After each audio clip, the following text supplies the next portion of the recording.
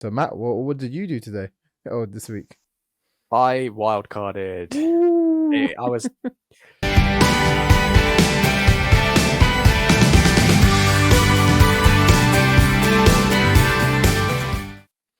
Hello, and welcome to the Fanalytics YouTube channel. Today we're going to be doing our Fpl Rundown, a bit more of a preview for game week 9. That's right, we've just passed international break. We don't have to deal with that until the World Cup. Here's the table so far between Sharon, JC, and Matt.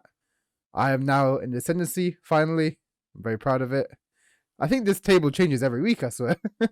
yeah, it's really close, but it almost feels nostalgic to be talking about fantasy again. I Yeah. don't know, like the international break just seems to go on forever. Mm-hmm. It feels like a lifetime ago since this happened, but good to be back. Lovely.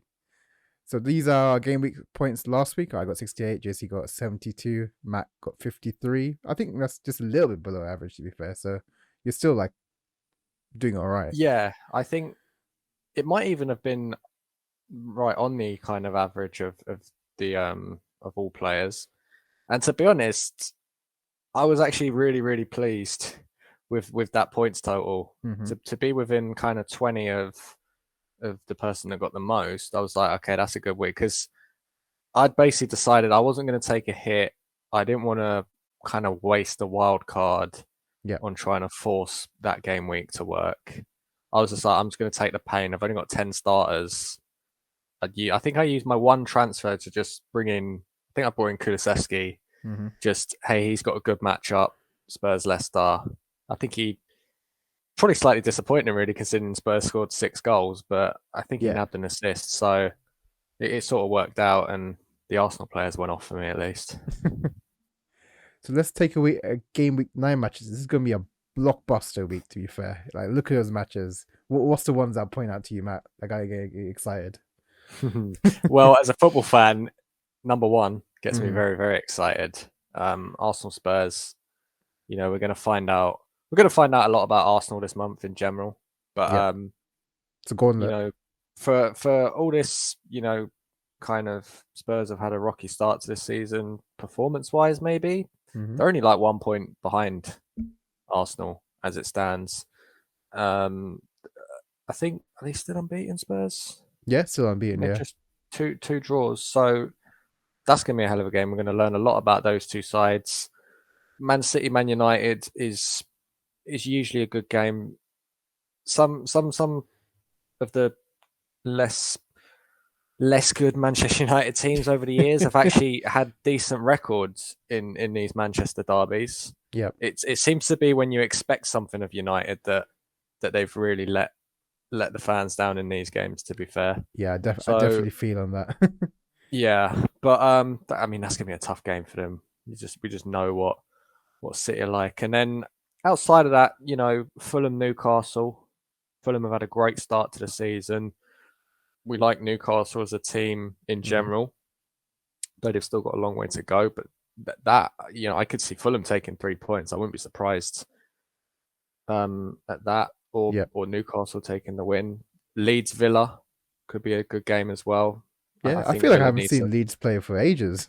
It I does don't- feel like they were one of those teams, weren't they? Yeah, And them and Crystal Palace. I feel like what's going with them? yeah, but Leeds Villa, I quite like that game on paper, Mm-hmm. because the form of the teams to start the season, you expect a Leeds win, but I think Leeds are the kind of team that it can really go any way when they play, and Villa need to start stringing a few performances together. Yeah, it's true.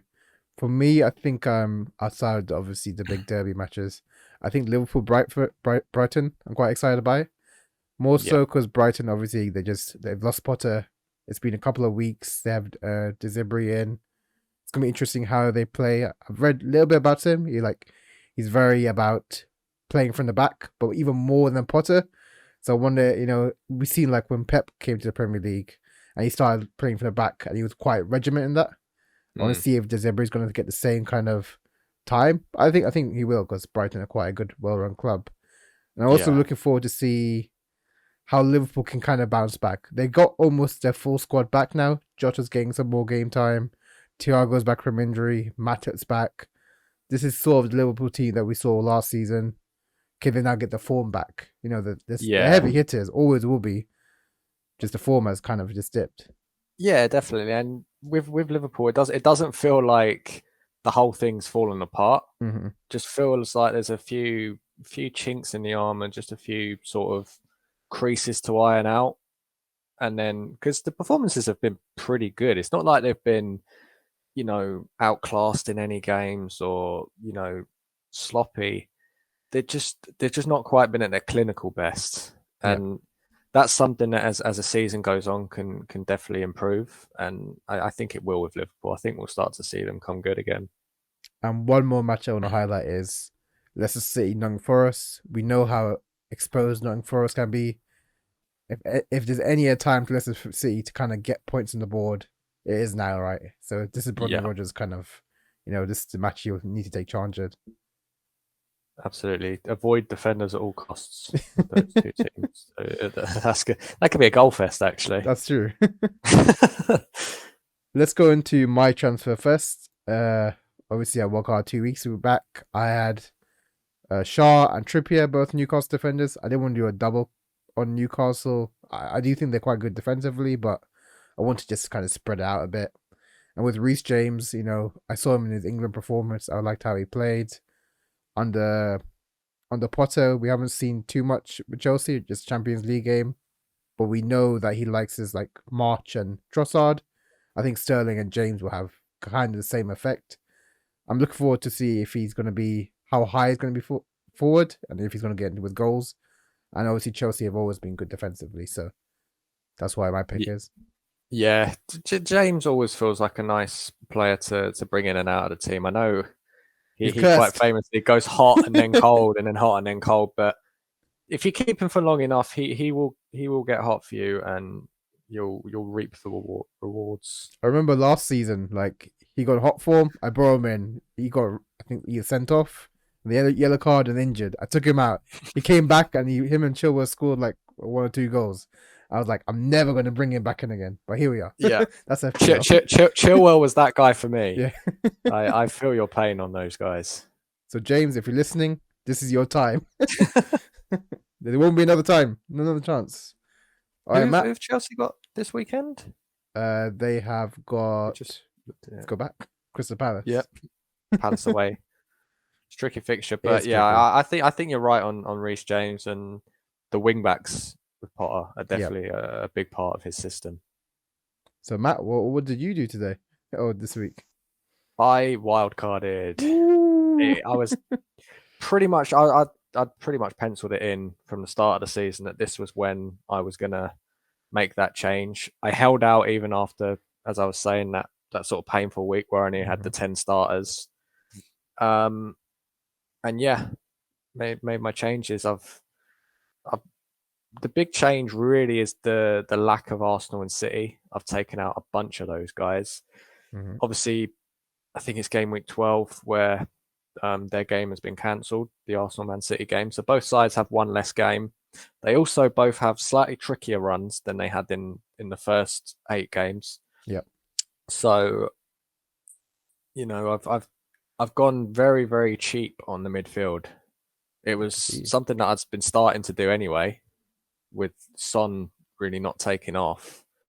I'd gone for more of those mid-range sort of guys. Yep. So I've stuck with that. Diaz back, Maddison, who's been in hot form for Leicester. Got a great run of games too.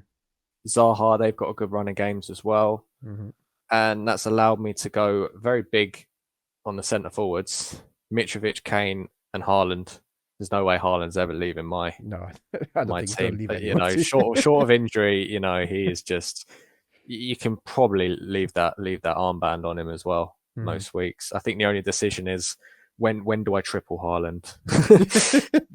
I think that's the only question. But the cheapening of the midfield, even with that attack, I've been able to upgrade Van Dijk defensively to an Alexander-Arnold, who, look, the numbers haven't been there for him this season, but the performances are still there. Yeah. And as we both said, Liverpool will start to hit form. We're both sure that they're going to start hitting form. sooner rather than later. And Alexander-Arnold will haul. You just know he will. Got a quick question on your team. I've noticed 2 Everton players, Tawaski and Gordon. Very interesting picks. Yeah. I mean, Gordon has been a big source of goals. A big source of their attack. A lot of their attacking has gone through Gordon. Yeah. At 5.6, I thought that was a great little bargain pickup. You know, having that strike force has allowed me to do that with the midfield. I like Diaz and Maddison and Zaha. I think they're going to pick up quite a lot of points over these weeks. And Gordon's that little sort of risky one that I've been able to go with. Well, I think he's going to get some nice points, especially at that price range. Yeah, definitely. And I actually have been looking at Gordon, yeah. Tarkowski's, slightly surprising because Everton on paper aren't a great side defensively, but they have been much better defensively in recent weeks. It's not so much a performance thing. They have been outperforming the XG the wrong way, if you like, or the right way defensively, where they're expected to concede a lot more. But clean sheets in their last 2 games against Liverpool and West Ham, which is really impressive considering the attacking quality that those sides have. True. Pickford is likely to be back sooner rather than later, we're hearing. Yeah, maybe this weekend. Now. Yeah. So that's another big reason why I brought him in. Yeah, I very much like your team. Obviously, we both have very similar team now.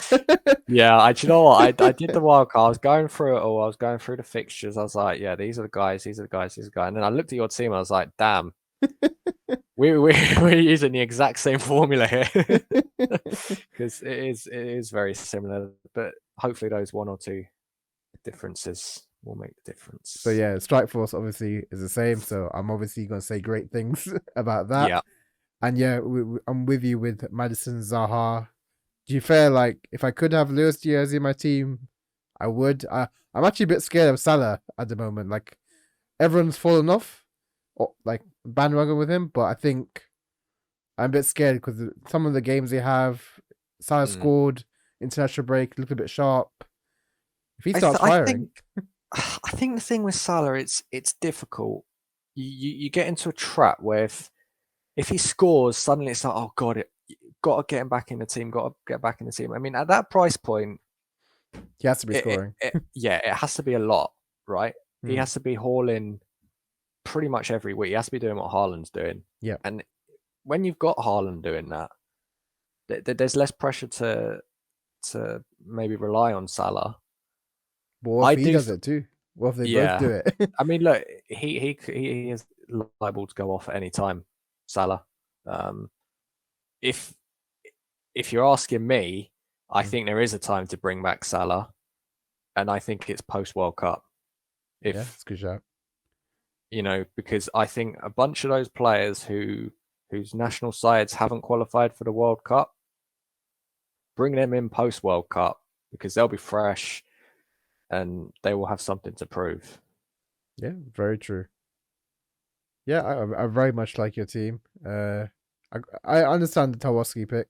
I think maybe there could have been a better defender for that, but I do agree with you. Everton are a lot better defensively. Can they hold that?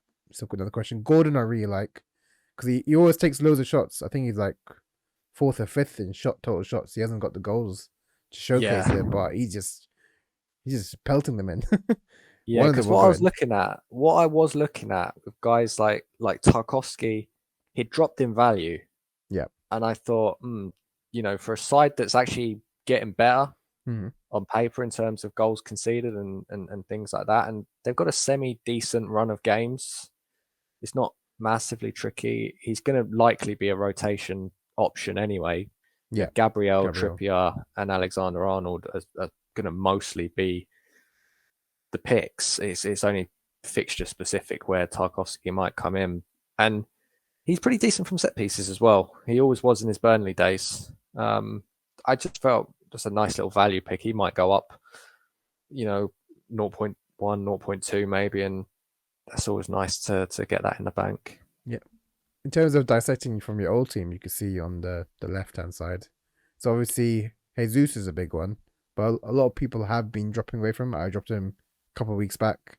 Is there any reason why you drop back, especially with Jesus, Saka? Is it just because of game week 12, or you think tricky Arsenal, fixtures? yeah, tricky. It's a combination of the two. The tricky fixtures, you might still be able to see through that and say, well, I can still have two of them because Arsenal are for real this year.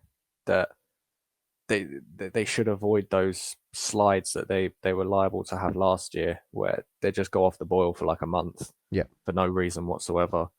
But yeah, it's that missing game week's big because you just get yourself, if you have too many Arsenal and City players, you get yourself into a situation where Too reliant, to be fair. yeah, and you're either going to take the pain on that game week and take a hit or potentially have missing starters, or you're going to have this structured plan to bring these guys out and bring other guys in. And if you have too many of those weeks planned where, okay, that week this guy's coming out, it can be very difficult, particularly if injuries happen, right? Yeah. You can't stray from the plan. I prefer the transfer, that free transfer every week, to be, okay, if I need to go here, then I'll use it. But predominantly this team is to take me to the World Cup. To win the World Cup. Yeah. Might do all right at the World Cup, to be fair. It's a great side. Yeah, I think Jesus has also, one more yellow card from suspension too, so possibly missing 2 games. I noticed. That is something I noticed. I was overjoyed at him scoring against Brentford. Obviously, both being an Arsenal fan and him being in my fantasy team, and then I saw him get booked a little later, and I think that's happened a few too many times this season. He's got that bit of feistiness. I guess that Brazilians do sometimes. They play with the heart, right? So yeah, he will get that extra yellow card soon. he hasn't quite been, automatic, heavily picked, and I think people were right to go for him because he has been massively influential in that Arsenal side as a whole. It's not just the goals that he brings. He has nabbed a couple of assists as well, and he's been the guaranteed number 9 up top for Arsenal. But there are better options, and when you've got the money for Kane and Haaland. How much money do you have in the bank with your team now? I believe I have $500,000, something to that effect. So it gives me a bit of flexibility if I have to upgrade. It's weird that you've taken Sterling out. He's actually in my plans in the next few weeks. Depending how obviously Potter plays with Chelsea. It was more a question mark thing with Chelsea. You never quite know how it's going to go when a new manager comes in, new ideas, and the price point played a part as well. That cheapening in the midfield, I wanted to make room for Kane. Kane was someone I really wanted to bring in because he's quietly having a fantastic season. Yeah, very much so. Yeah, like there's not much talk about him now that Haaland's here. But Kane's quietly getting a lot of goals and a lot of assists already this season, and that's slightly ominous because he often takes a while to get going, to hit that kind of form. For him to be hitting that form already, good for England fans as well. He should be nice and ready for the World Cup. All right, let's talk about one player before we go. I think this is the big player. This is the big decision you made. Ward. Why have you removed him? So everyone loves Danny Ward. Yeah, I mean, come on. Like, I like that flexibility at the goalkeeper position. The David Raya pick for the first part of the season was actually good because they had a very nice run of fixtures. They had a couple of tricky ones like that Arsenal game, but I was able to just set him as the number 1 for that whole period. I didn't need to go to the Danny Ward experience. Thank the Lord. I can't believe people had him as first choice. I know that double Leicester pivot, please. Let's not bother with that. But yeah, I like that 2-keeper system. Pope will be predominantly be picked, and I think there might be 1 or 2 weeks where I specifically go to Gaeta. Yeah. Where I think Palace will get clean sheets, because Palace are a very good side defensively in general.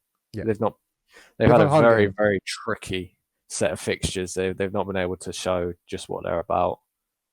But they've got some good results in that time. Very true.